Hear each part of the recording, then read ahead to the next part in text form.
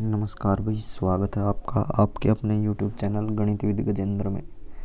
दोस्तों, आज हमारा इतिहास के अश्वमेध यज्ञ का भाग 12 करेंगे। आज हम इसमें क्वेश्चन होंगे अपने 251 से लेकर 300 तक।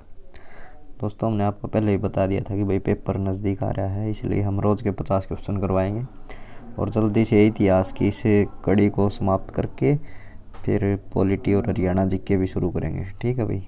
हरियाणा जीके का तो ऐसा है भाई, बस अभी रिवीजन ही करना है। ठीक है, वो कभी कर लो, तो जब पेपर के आसपास ही हरियाणा जीके का अच्छे से रिवीजन कर लेंगे। तो चलो आज ये क्वेश्चन देखते हैं भाई। क्वेश्चन नंबर 251 आज की वीडियो का पहला क्वेश्चन। ठीक है जी, पहला क्वेश्चन है दूसरे विश्व युद्ध में दूरी राष्ट्र कौन कौन थे।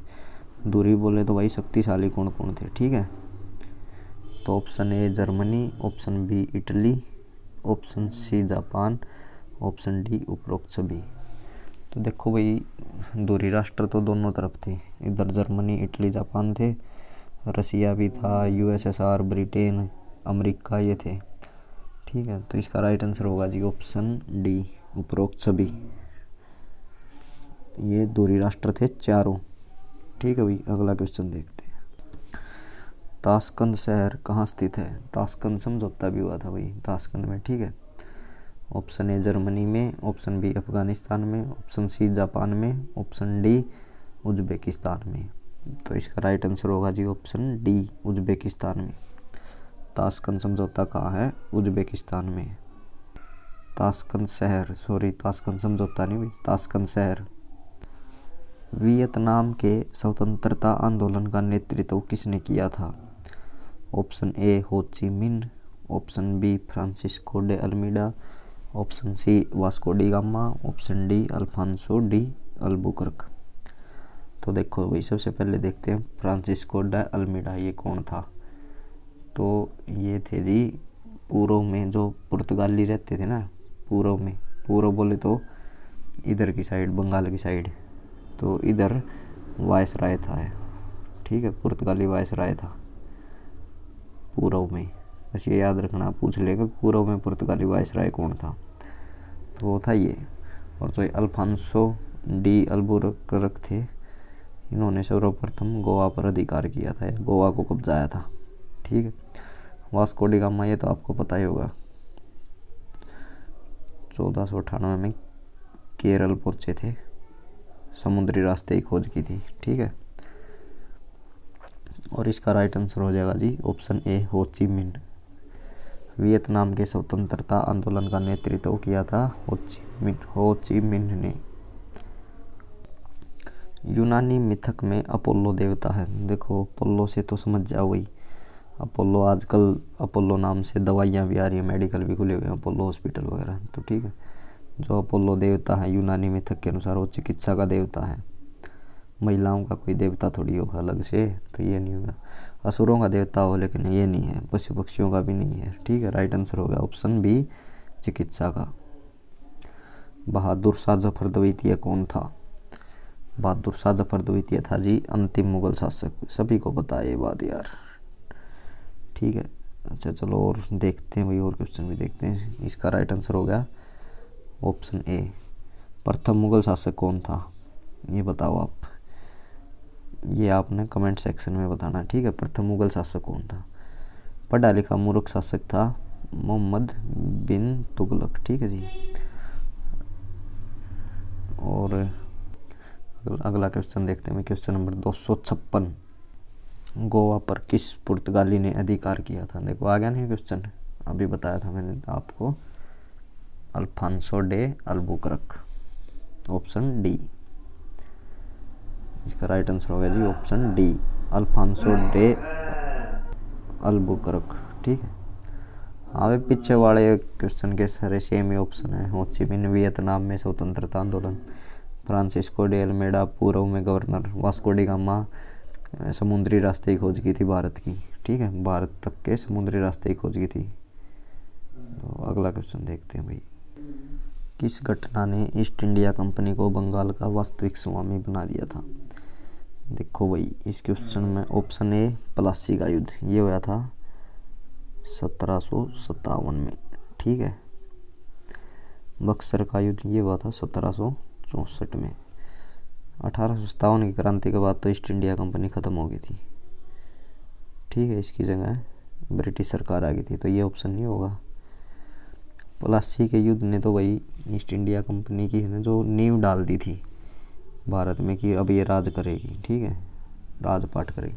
लेकिन जो वास्तविक स्वामी बनाया था वो बनाया था बक्सर के युद्ध ने 1764 में। ये हुआ था जी अवध के शासक शुजाउद्दौला और मीर जाफ़र, जो उस समय बंगाल के शासक थे, मीर जाफ़र, और इस पे दिल्ली सल्तनत के मुगल शासक के थे तीनों, और उस साइड थे वो थे यार रॉबर्ट क्लाइव। तो ये हो गए 1757 की लड़ाई में, ठीक है। प्लासी का युद्ध हुआ था जी 1757 में। इसके एक ईस्ट इंडिया कंपनी की तरफ से थे रॉबर्ट क्लाइव और उस तरफ से थे मीर कासिम थे शायद, हाँ मीर कासिम और रॉबर्ट क्लाइव के बीच में हुआ था। मीर कासिम तो वो था धोखेबाज जो रॉबर्ट क्लाइव की तरफ मिल गया था, ठीक है। वे थे सिराजुद्दौला और रॉबर्ट क्लाइव के बीच में हुआ था प्लासी का युद्ध। और बक्सर का युद्ध 1764 में हुआ था। इससे एक अपमानजनक संधि भी करनी पड़ी थी मुगल शासक ने, इलाहाबाद की संधि, ठीक है। तो इसके बाद वास्तविक स्वामी बना दिया था बंगाल में ईस्ट इंडिया कंपनी को। मराठा राज्य का दूसरा प्रवर्तक कौन था? देखो जी, मराठा राज्य का दूसरा प्रवर्तक ऑप्शन ए बालाजी बाजीराव, नहीं होगा। बाजीराव प्रथम और ये तो एक ही है, ठीक है, द्वितीय भी नहीं होगा। इसका राइट आंसर हो गया जी बालाजी विश्वनाथ। ये दूसरे प्रवर्तक थे जी मराठा राज्य के, ठीक है। पहले शिवाजी महाराज थे। केप ऑफ गुड होप के रास्ते भारत की खोज किसने की? देखो जी, जो समुद्री रास्ता है उसको बोला जाता है केप ऑफ गुड होप, ठीक है। उसके रास्ते किसने की थी खोज? भारत के रास्ते की खोज किसने की थी जी? वो है right answer Vasco da gamma ने, ठीक है। कब की थी? 1498 में। कहाँ पहुंचा था सबसे पहले? केरल के तट पर। किसने स्वागत किया था इसका? राजा जमोरिन ने। कितने क्वेश्चन बन गए इसे एक क्वेश्चन से भाई? 1 2 3 4 5, ठीक है। ये भी क्वेश्चन आ सके भाई, भारत की जो समुद्री रास्ते से खोज की थी उसको क्या कहा जाता है? ऑप्शन राइट आंसर होगा केप ऑफ गुड होप। किसने की थी? वास्को डी गामा ने। कब की थी? 1498 में। समुद्री रास्ते से सबसे पहले कौन से उस पे बीच पे पहुंचा था? केरल के बीच पर, द्वीप पर, ठीक है। उसके बाद वहाँ केरल के द्वीप पर किसका स्वागत किसने किया था? एक जमोरिन वो थी जनजाति, उसके राजा ने किया था, ठीक है। बड़ा इमामबाड़ा कहाँ है? देखो जी, बड़ा इमामबाड़ा गुजरात नहीं होगा, फतेहपुर सीकरी में भी नहीं होगा, दिल्ली में भी नहीं होगा। इमामबाड़े होते थे जैसे इबादत खाने होते हैं ना, इबादत खाने पूजा करने के, उसी टाइप के इमामबाड़े होते हैं। तो ये थे भाई आगरा में। सबसे बड़ा इमामबाड़ा कहाँ है? आगरा में। पूर्व में पहला पुर्तगाली वायसराय कौन था? देखो ये सारे क्वेश्चन बता दिए ना आपको, पहले ही बता दिए थे मैंने। पहला या दूसरा क्वेश्चन था उसी में बता दिए थे। इसका राइट आंसर हो गया जी फ्रांसिस्को द अल्मीडा। ये थे पूर्व में पुर्तगाली वायसराय। हो ची मिन वियतनाम के स्वतंत्रता आंदोलन में भाग लिया था। वास्को डी गामा भारत आए थे सबसे पहले जलीय रास्ते से। अल्फांसो डे अल्बुकर्क ये गोवा पर कब्जा करने वाले पहले थे वायसराय, पुर्तगाली वायसराय थे, ठीक है। अब अगला क्वेश्चन देखते हैं भाई। किसन गवर्नर जनरल ने महाराजा रणजीत सिंह का स्वागत किया था? किसन ने भाई, किस गवर्नर जनरल ने महाराजा रणजीत सिंह का स्वागत किया था? Option A Robert Clive, option B William Bentinck, option C Warren Hastings, option D Mountbatten. देखो जी, इस ऑप्शन को तो काट दो क्योंकि यह गवर्नर जनरल था ही नहीं, ये तो वायसराय था, ठीक है। हेस्टिंग थे खाली जनरल,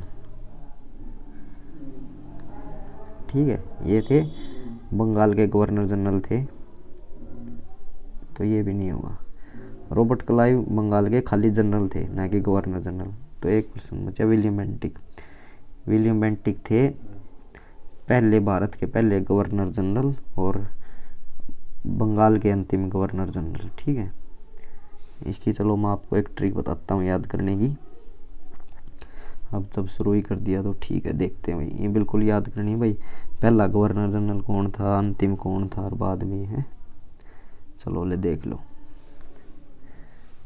ये है जी, जैसे इसकी ट्रिक है। अरे यार चलो देखो, कहाँ है बैंक, कैसे क्लाइव, रॉबर्ट क्लाइव।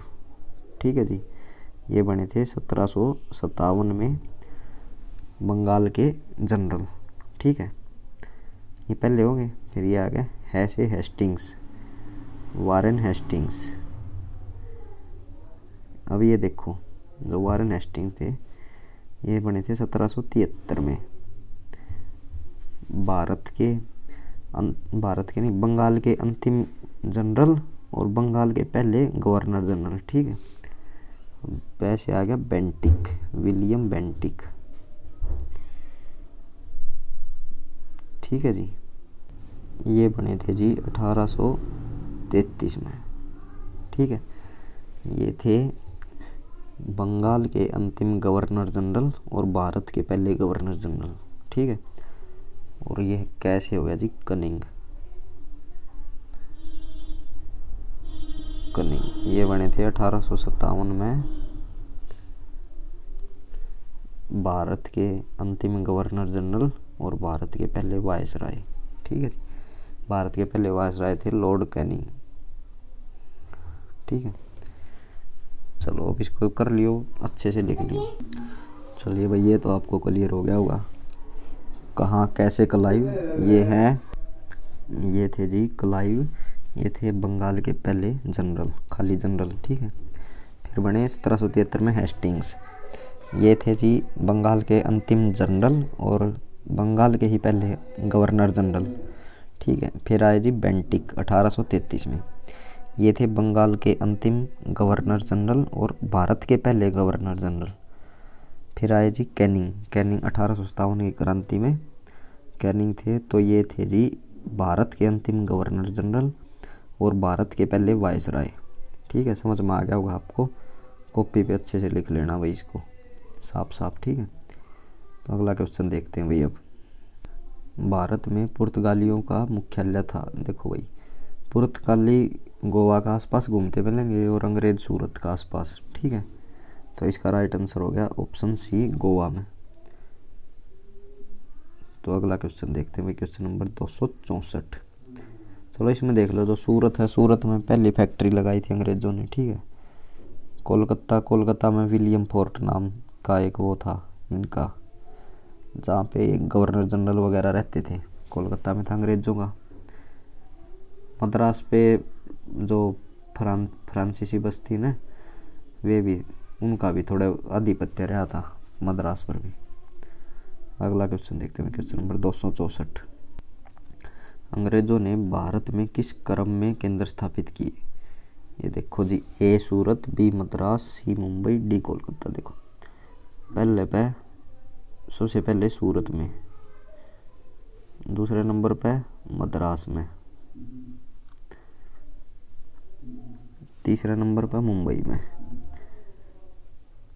और जो चौथे नंबर पे था वो लगाए थे कोलकाता में। तो ये इसका क्रम हो गया। व्यापार केंद्र स्थापित कहाँ कहाँ किए थे, ऐसे ऐसे किए थे जी। ठीक है भाई, इसका राइट आंसर तो क्या है, ये सारे ही राइट हैं। पुर्तगालियों ने भारत में पहले दुर्ग का निर्माण कहाँ किया। पहले दुर्ग का निर्माण कहाँ किया था भाई, पुर्तगाली आ गए थे भाई 1498 के आसपास। ठीक है, और गए भी बहुत सबसे अंत में गए थे पुर्तगाली। Option A Cochin, option B Madras, option C Mumbai, option D Kolkata. तो जो इनका सबसे पहला दुर्ग था वो था कोचीन में, पुर्तगालियों का। देखो आ गया, क्वेश्चन भी आ गया भाई। भारत में सबसे पहले आने वाले व सबसे बाद में जाने वाले कौन थे? पुर्तगाली। देखो इनका क्रम पूछ लें भाई, सबसे पहले कौन आए थे, सबसे बाद में कौन आया, ठीक है। तो इसकी एक शॉर्ट फॉर्म है PDAF। PDF के बीच में ये लगाना है। देखो P से पुर्तगाली, सबसे पहले आए थे पुर्तगाली। D से डच, दूसरे नंबर पर डच आए थे। फिर तीसरे नंबर पर आए थे अंग्रेज और चौथे नंबर पर आए थे फ्रांसीसी, ठीक है। ये क्रम याद रखना भाई। पूछ लेते हैं भाई कौन आए थे, सबसे पहले कौन आए थे और सबसे बाद में कौन आए थे। ये क्वेश्चन में तो पूछा कि सबसे पहले आने वाले और सबसे बाद में जाने वाले थे, वे तो थे पुर्तगाली, ठीक है भाई। अगला क्वेश्चन देखते हैं भाई, क्वेश्चन नंबर 267। भारत से समुद्री मार्ग की खोज किसने की? तो ये तो क्वेश्चन अभी किया ही था भाई, वास्को डी गामा ने, ठीक है। वो वास्को डी गामा कौन था? पुर्तगाली था। कब की थी? ये की थी भाई, किसने की थी? वास्को डी गामा, ठीक है जी। कब की थी? 1498 में, ठीक है। अच्छा, क्या नाम था उसका जो रास्ते से आया था? वो केप ऑफ गुड होप, ठीक है जी। ये याद रखो भाई, ये सारे क्वेश्चन, ये आने वाले क्वेश्चन है भाई, बार बार रिपीट करते हैं इनको, ठीक है। चलो अगर इसका राइट आंसर हो गया ऑप्शन डी, पुर्तगालियों ने। ये भी पता होना चाहिए ना भाई, वास्को डी गामा क्या था? फ्रांसीसी था, पुर्तगाली था, क्या था? तो इसमें यही पूछा है कि जो भारत के समुद्री मार्ग की खोज की थी वे कौन थे? पुर्तगाली थे वे भाई, ठीक है। अगला क्वेश्चन देखो, भारत में फ्रेंच बस्ती थी।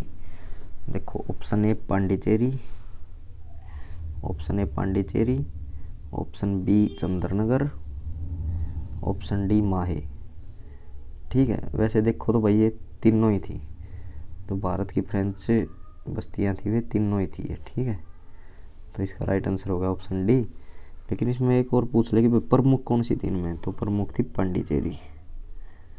जो प्रमुख थी वे थी पांडिचेरी, जो प्रमुख फ्रेंच बस्ती थी वो पांडिचेरी थी।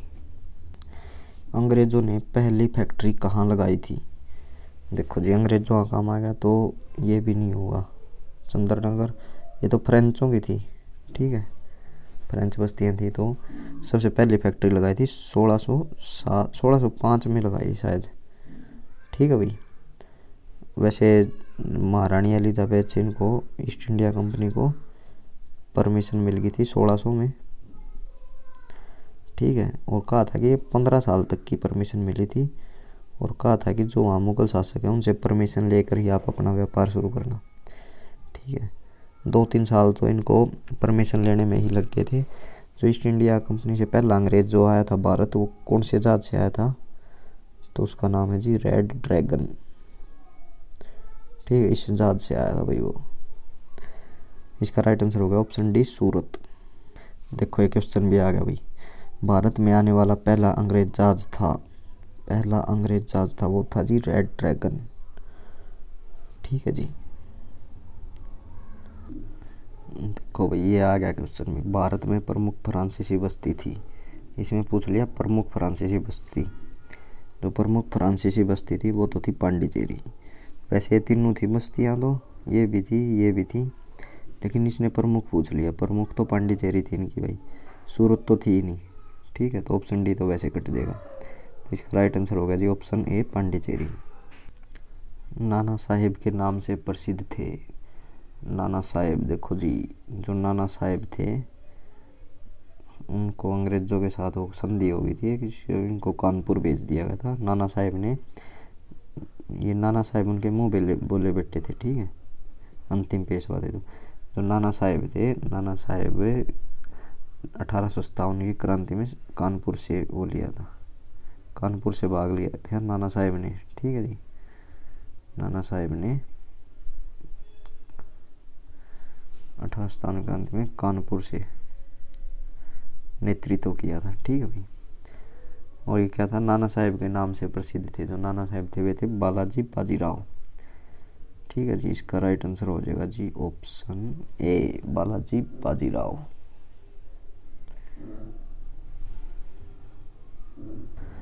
सिख सेना कहलाती थी। देखो जी, सिख सेना, इसको काट दो क्योंकि पंजाब की फौज नहीं थी, गुरु की फौज नहीं थी, खालसा फौज कहते थे, खालसा आर्मी।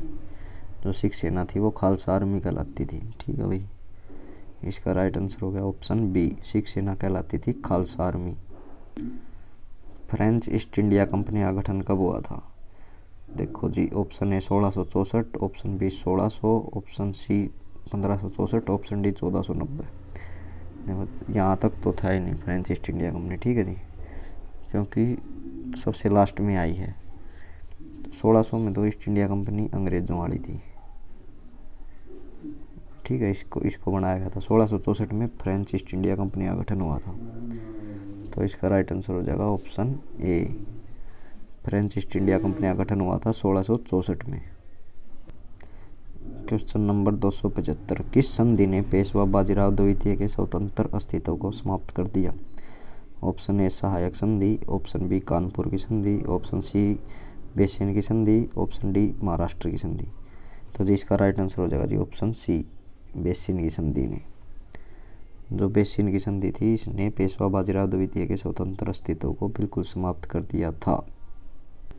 भगवान महावीर का प्रथम शिष्य कौन था? Option A Jamali, option B Prajapati Gautami, option C Yashoda, option D Nagarjuna. अब देखो भाई, इसका राइट आंसर तो मैं आपको पहले बता देता हूँ भाई, इसका राइट आंसर हो गया ऑप्शन ए जमाली। लेकिन ये था कौन, ये बताता हूँ भाई आपको। ये थे जी महावीर स्वामी के दामाद। ठीक है, और ये यशोदा, ये कौन थी? ये थी महावीर स्वामी की पत्नी। ठीक है जी, प्रजापति गौतमी ये महात्मा बुद्ध की मौसी थी, या जिनका लालन पालन कहा गया था। ठीक है, नागार्जुन ये बौद्ध दार्शनिक थे जी। ठीक है जी, ये दो तो वैसे ही कट गए थे क्वेश्चन में। ठीक है, अब और जो ये जमाली थे, इनके पहले शिष्य थे और ये दामाद भी थे भगवान महावीर के। चलो अगला क्वेश्चन देखते हैं जी। आजीवक संप्रदाय का संस्थापक कौन था? देखो जी, जो आजीविक संप्रदाय का संस्थापक था, ये भी नहीं होगा, जमाली भी नहीं होगा। ठीक है, सिंह विष्णु थे, ये थे जी राष्ट्रकूट। ये थे जी पल्लव वंश के संस्थापक। ठीक है जी, पल्लव वंश के। और जो मखली गोसाल थे, ये थे आजीविक संप्रदाय के संस्थापक। इसका राइट आंसर होगा जी, ये गोसाल नहीं है, ये गोसाल है जी। अभी लिख के बताता हूँ आपको, गोसाल ये जी इसका। ठीक है, अगला क्वेश्चन देखते हैं भाई। बौद्ध धर्म व जैन धर्म में समान नहीं है। देखो, लक्ष्य तो दोनों का ही है, लेकिन अलग अलग तरीके से है। मूर्ति पूजा भी समान नहीं है भाई, तो ये तो कैंसिल। आत्म दमन, तो इसका राइट आंसर होगा ऑप्शन बी, आत्म दमन।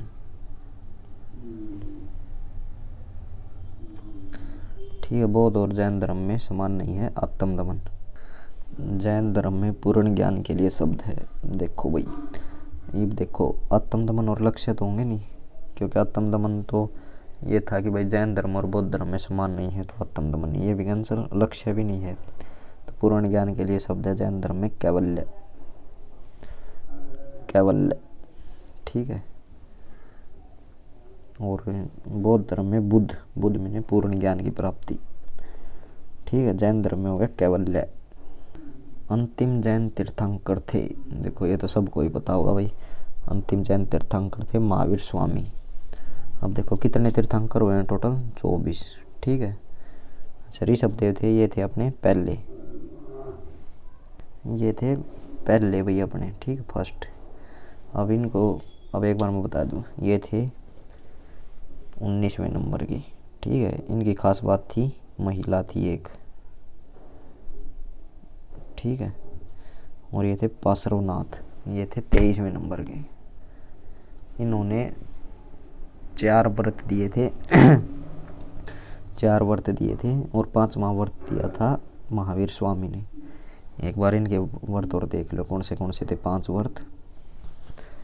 जो 5 व्रत थे उनमें पहला था सत्य, दूसरा था अहिंसा,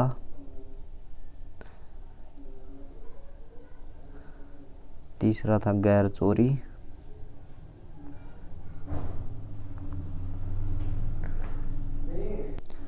चौथा था गैर अधिकार,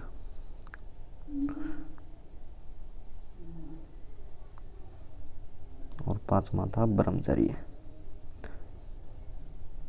ये जो पांचवा था ब्रह्मचर्य, ये तो दिया था महावीर स्वामी ने, बाकी ये दिए थे पार्श्वनाथ ने 23वें नंबर वाले ने। ठीक है, कभी डिटेल में पढ़ेंगे भाई इनके बारे में, जब मैं पूरा स्पेशल इसके ऊपर एक वीडियो बनाऊंगा जैन धर्म पर, बौद्ध धर्म पर, तब इन सभी के बारे में बिल्कुल डिटेल में बताऊंगा। अब तो जैसे MCQs कर रहे हैं तो भाई इसको MCQs के हिसाब से ही वीडियो को रहने दो तो ज़्यादा ठीक रहेगा। और इसमें भाई यार हम लोग वीडियो ने देख लो ना, तो लाइक कर दे ना शेयर कर दे हैं, वीडियो ने लाइक भी कराया करो, शेयर भी कराया करो, और चैनल ने भी सब्सक्राइब कर दिया यार, मेरे 18 रुपये लग गए। यो है चैनल का नाम अपना गणितविद गजेंद्र, और इससे नाम तो टेलीग्राम पे है, उड़ा आपने PDF भी मिल जाएंगी। ठीक है, और हर वीडियो की सूचना भी मिलती रहेगी आपने वहाँ पे, तो चैनल ने सब्सक्राइब वगैरह कराया करो यार। चलो अगला क्वेश्चन देखते हैं भाई। नागार्जुन कौन थे? देखो पहले भी बता चुका हूँ भाई मैं आपको, नागार्जुन थे एक बौद्ध दार्शनिक। इसका राइट आंसर हो गया जी ऑप्शन बी, बौद्ध दार्शनिक। नागार्जुन थे बौद्ध दार्शनिक। अशोक द्वारा निर्मित सांची के स्तूप का आकार किस वंश के शासकों ने दोगुना करवाया? ऑप्शन ए पल्लव वंश के, ऑप्शन बी शुंग वंश के, ऑप्शन सी कुषाण वंश के, ऑप्शन डी गुप्त वंश के। देखो भाई इसका राइट आंसर है शुंग वंश के। ठीक है, और अब देखो जो पल्लव वंश है, इसका तो अभी पहले क्वेश्चन आया था कि भाई इसके संस्थापक कौन थे? सिंह विष्णु। ठीक है, कुषाण वंश का एक महान शासक हुआ है। ठीक है, कुषाण वंश कनिष्क। गुप्त वंश संस्थापक कौन था? श्रीगुप्त। वास्तविक संस्थापक चंद्रगुप्त। चलो अगला क्वेश्चन देखते हैं भाई। सातवाहन वंश का संस्थापक कौन था? देखो सातवाहन में ये तो पल्लव वंश का होगा, ऑप्शन है सिंह विष्णु, तो ये तो होगा नहीं। कनिष्क कुषाण वंश का है तो सातवाहन का नहीं। बिंदुसार हर्यक वंश का है, तो राइट आंसर हो गया ऑप्शन बी सिमुक, सातवाहन सिमुक। सातवाहन वंश का संस्थापक था सिमुक।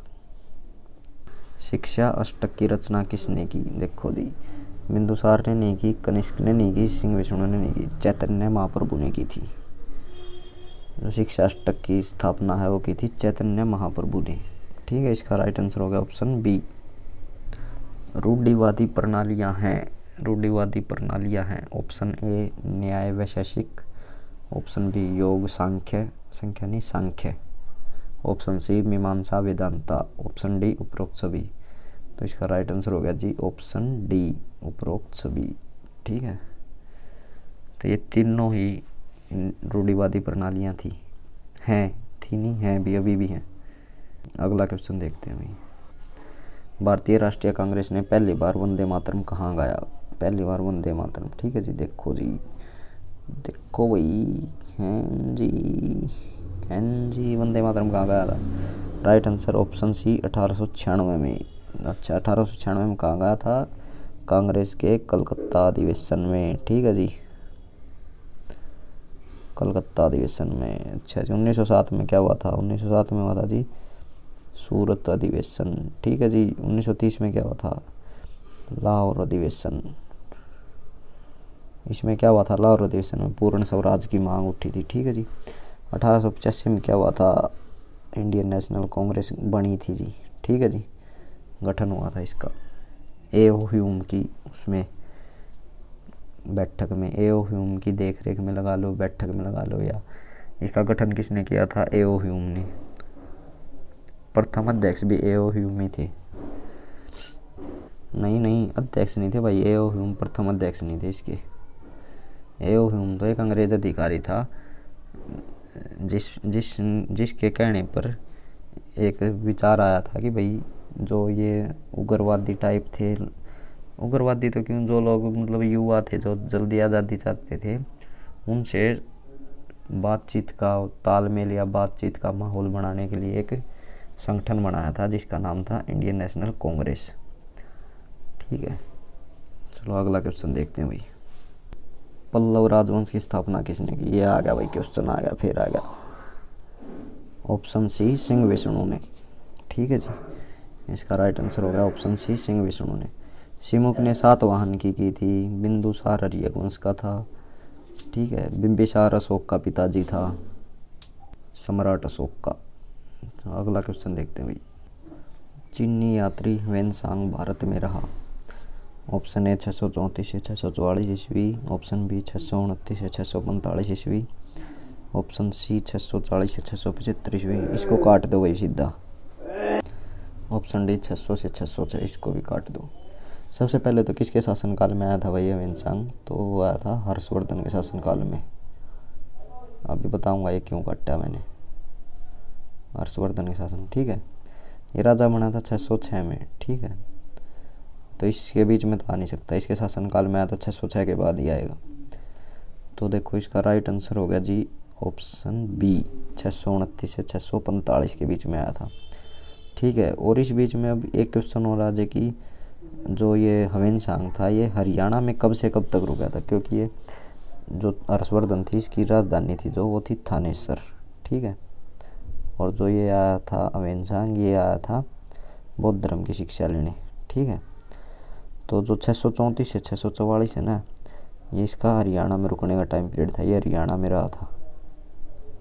और भारत में पूछा जाए तो भारत में रहा था 629 से 645 तक, और हरियाणा में रहा था 634 से 644 तक, 10 साल तक। ठीक है, इसका आंसर राइट आंसर होगा ऑप्शन बी, 629 से 645। क्वेश्चन नंबर 289, एलोरा का शिव मंदिर किसने बनवाया? ऑप्शन ए पल्लव वंश के शासकों ने, ऑप्शन बी राष्ट्रकूट वंश के शासकों ने, ऑप्शन सी शुंग वंश के शासकों ने।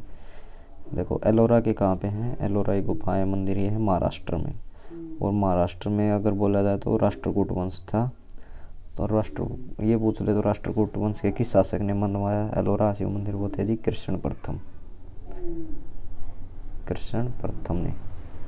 ठीक है जी, इसका राइट आंसर होगा ऑप्शन बी, राष्ट्रकूट शासकों ने बनवाया था एलोरा का शिव मंदिर। बिंदुसार ने अशोक को विद्रोह रोकने के लिए कहाँ भेजा? Option A Iran, option B Magadh, option C Taxila, option D Pataliputra. तो इसका राइट आंसर है ऑप्शन सी तक्षशिला।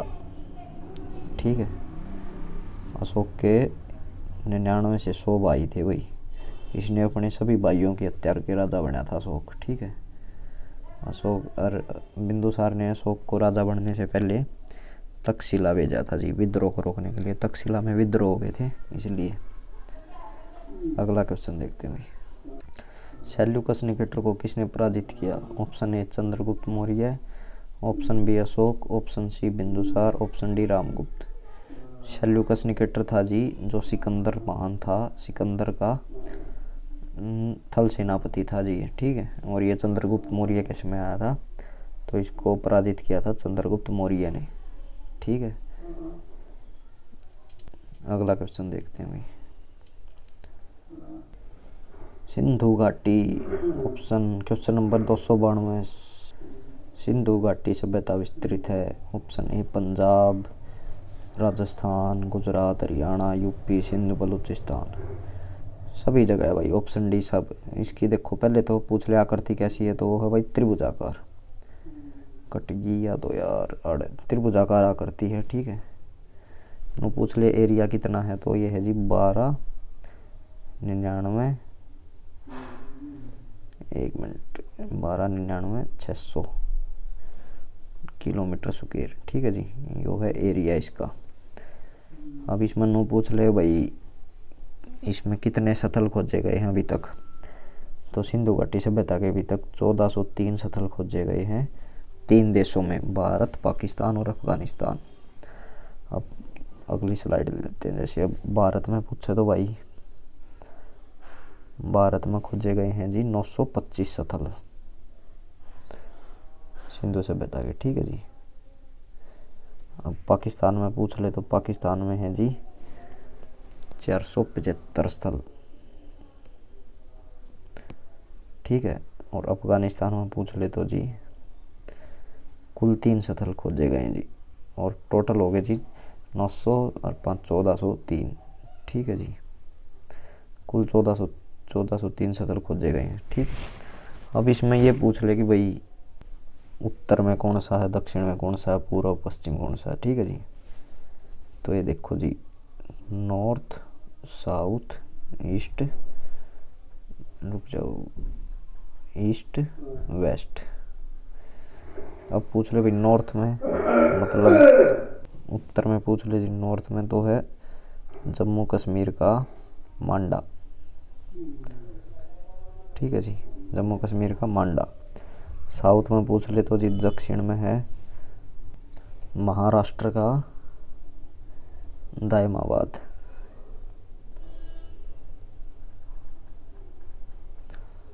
ठीक है जी, ईस्ट में पूछ ले तो जी ईस्ट में है यूपी का, उत्तर प्रदेश का आलमगीरपुर।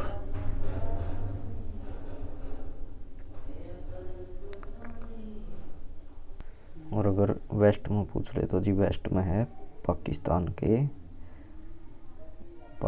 के बलूचिस्तान के सुतकांगडोर गांव,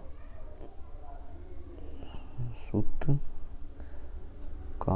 गांव में। ठीक है जी, ये बलूचिस्तान में है। ये है जी इसके चारों किनारों की सतह।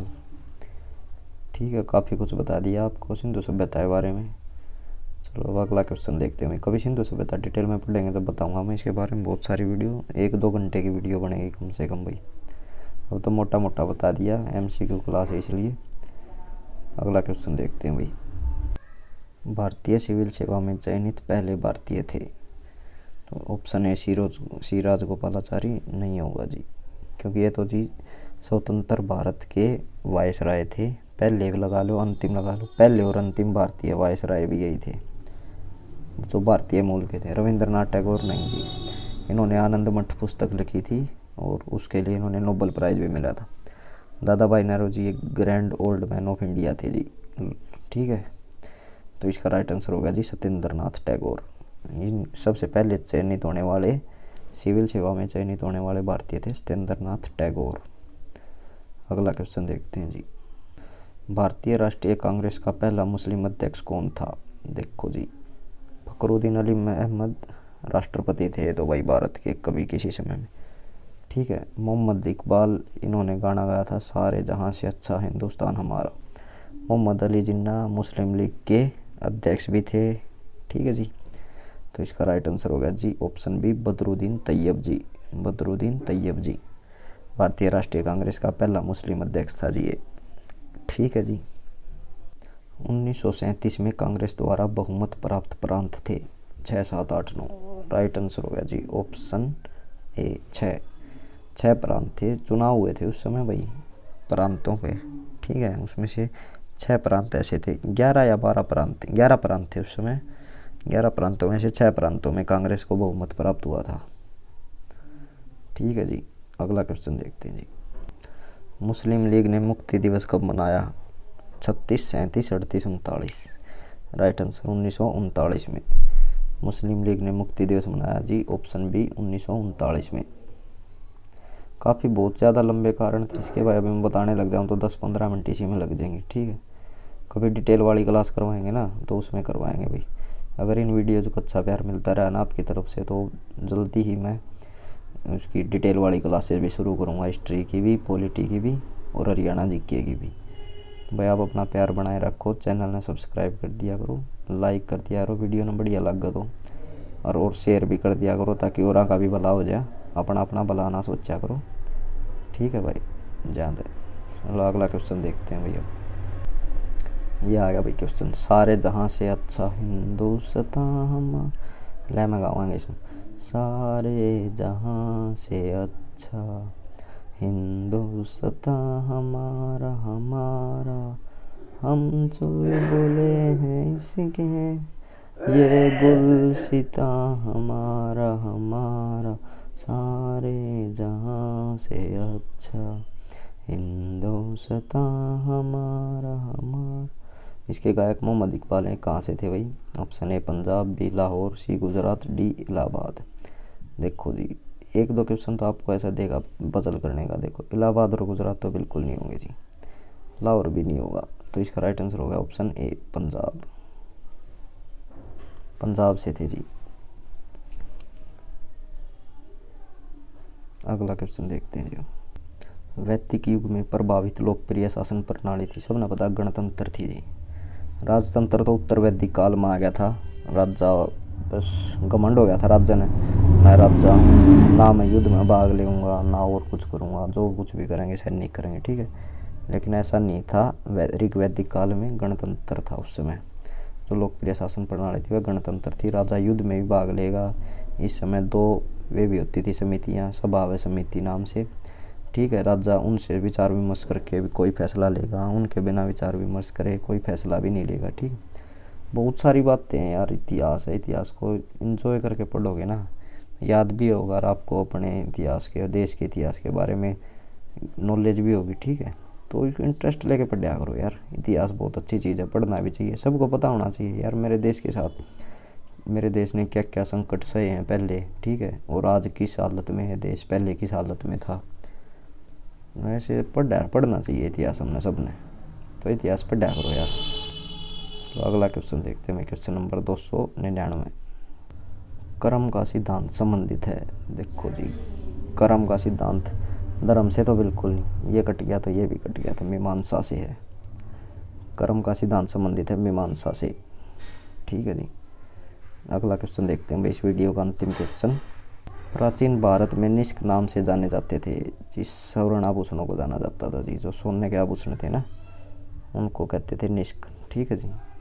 लोहे के औजार, चांदी के बर्तन नहीं, ऐसा कुछ नहीं भाई, ठीक है भाई। ये था आज का अंतिम क्वेश्चन। मिलते हैं अगली वीडियो में, अगले भाग में 301 से लेकर 350 तक के क्वेश्चनों को लेकर आएंगे भाई। वीडियो को लास्ट में कमेंट सेक्शन में आप ज़रूर बताया करो आप कितने क्वेश्चन आते थे, आपने अपनी तैयारी परख लिया करो भाई, कितने क्वेश्चन, ठीक है, हम कितना पानी में हाँ।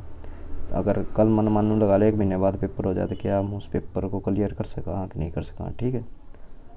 तो चलो भाई, धन्यवाद आप सभी का। Thanks for watching, do like share and subscribe. ये अपना यूट्यूब चैनल है जी, गणित विद गजेंद्र, ठीक है, इसको सब्सक्राइब कर लियो। और अब ये इनके साथ साथ ये भी लिख दिया भाई मैंने, जो स्पेशल किस किस चीज़ के लिए उपयोगी होंगे। HSSC का कोई भी एग्ज़ाम हो, रेलवे का कोई एग्ज़ाम हो, SSC के एग्ज़ाम हो, ठीक है, बैंकिंग के हो, सभी में इतिहास तो सभी में आओ भाई, ठीक है, सभी के लिए इम्पोर्टेंट है। तो भाई कोई भी हो, किसी भी वनडे एग्ज़ाम की तैयारी करता हो भाई, सभी के लिए पर्सन उपयोगी होंगे। तो वीडियो को ज़्यादा से ज़्यादा लाइक करना, शेयर करना और सब्सक्राइब करना भाई। धन्यवाद, आपका दिन शुभ हो। मिलते हैं अगली वीडियो में भाई। जय हिंद, जय भारत।